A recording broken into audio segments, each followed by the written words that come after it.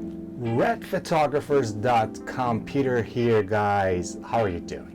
Today we're going to talk about how to go to Grand Palace, but before that I'm going to talk about the great experience that I had with the couple from US in Grand Palace pre-wedding project.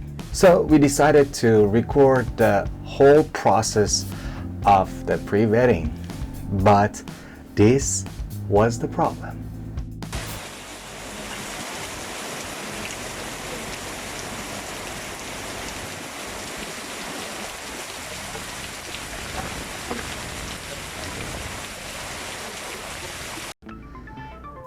It rained.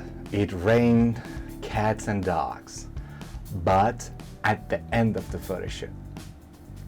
And the reason why we couldn't record the whole process of the photo shoot, it was because of the decision that I made when I met them. So they were informed that we are gonna record and your photo is gonna be on YouTube. Will you let us do it or not? And they were like, yeah, no problem. When I went there, first, let's watch how I went there, so you know how to go to Grand Palace. Hello, good morning. Going for another photo shoot today. Couple photo shoot to Grand Palace. Let's see how it's gonna be.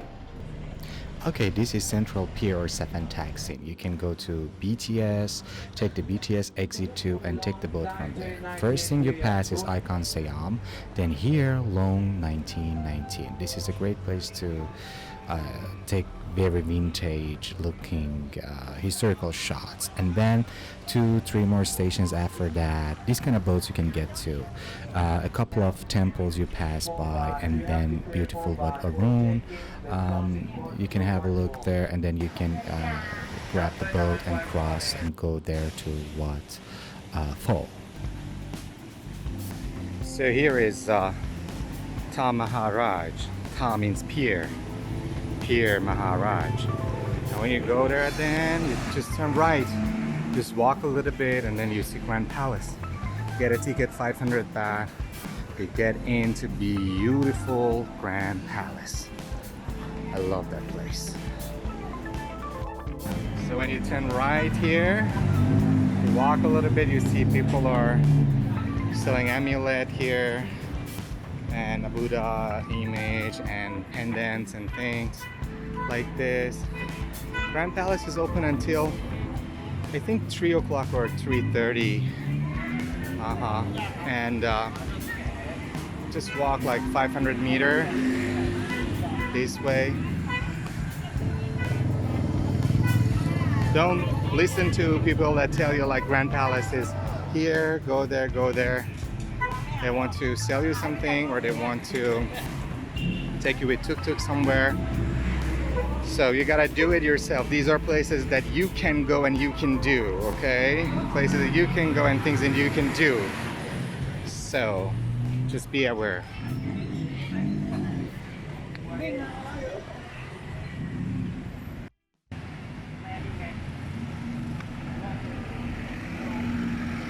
And you will see this beautiful yellow ancient mansion here, which is I love. Great place to take some shots. There are a bunch of restaurants. Their food is great. It's not very pricey. And in front of you see back there, that is Grand Palace. That is one of the gates of beautiful Grand Palace, the Royal Palace.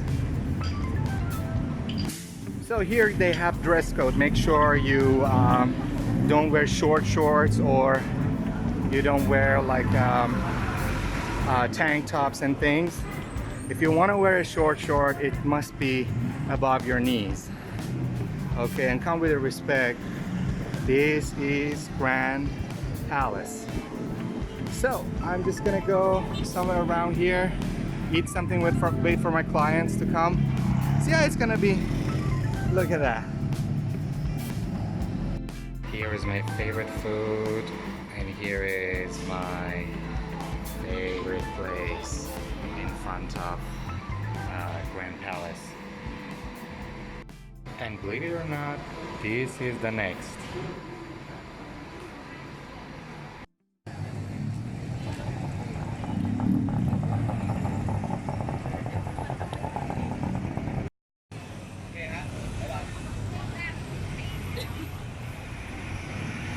right, you're in Grand Palace and your clients are there and you look up to the sky and like sniffing dog, you know that it is gonna rain.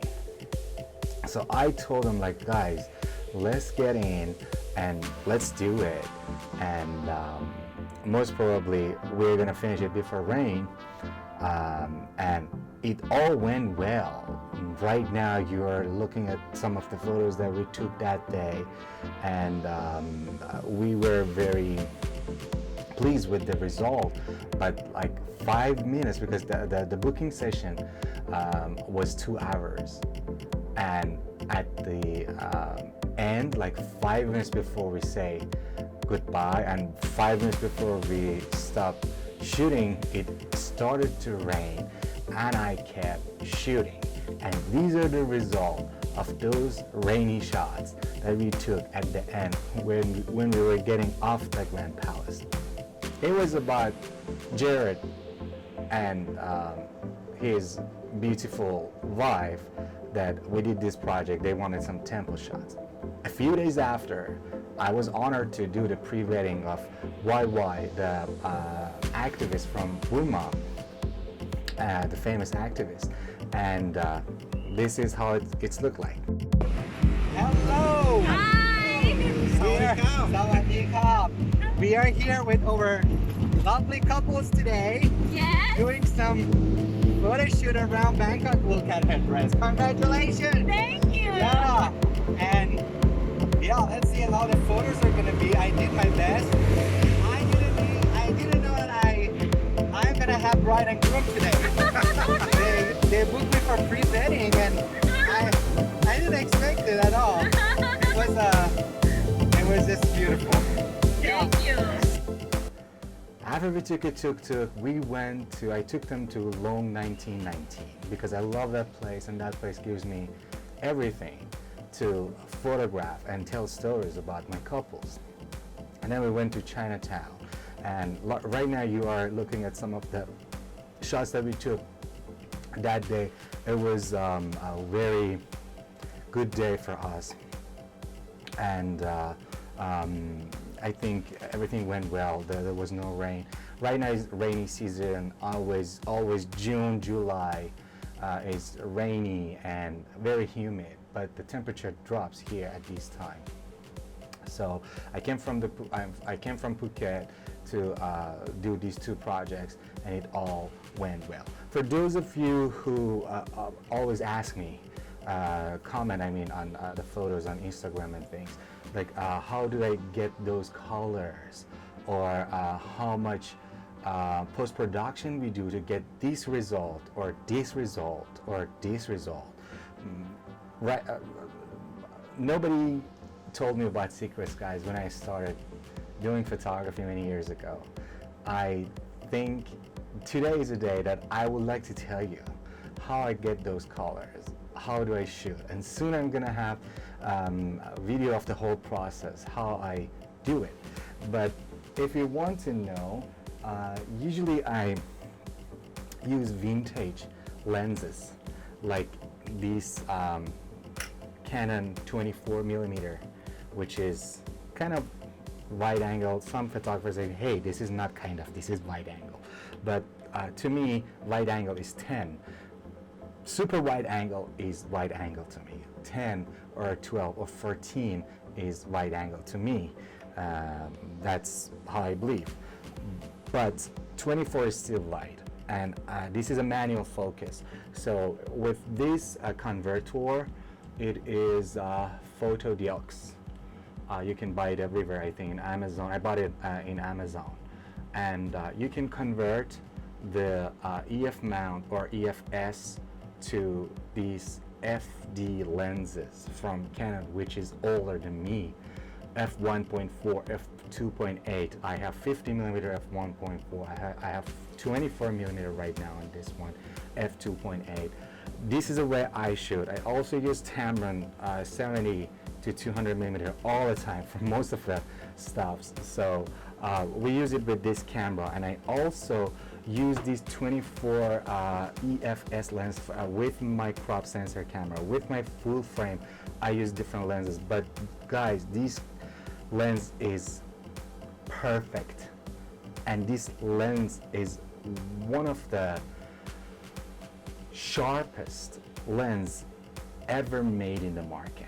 This little pancake 24mm f2.8 USM from Canon. Get this for most of your projects. It is just gonna be like this, like come out of your camera. And I recommend you this one. This is another lens that I use, f1.4 for these type of photo shoot. I also do high-speed sync in order to get a lot of details and darken the ambient light and light up my subject with flash. So I use flash too. So these are the way that we do. If it's a big project and I have assistant, we use soft boxes. If you want to see other videos about me, about how I do, I have the graffiti park in Bangkok as well. That is all about like how I do. You see the gears and the soft box and the assistant and the stuffs. I put the link in the description. I hope you like this video. Contact me if you have any question, and share this video if you like with your friends. I appreciate it. Thank you. Red Photographers, Peter here, guys. Thank you so much.